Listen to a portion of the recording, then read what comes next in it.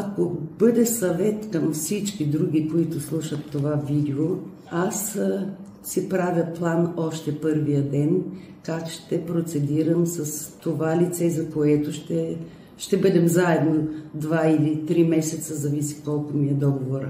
Този план се старая да го изпълнявам, но не е възможен навсякъде, защото и хората са различни. Била съм на много места и първото нещо, което си поставям, искам да разговарям с хората, с този, когото ще сменя, какви условия е предлагал той на семейството, на самия човек, за който се грижи.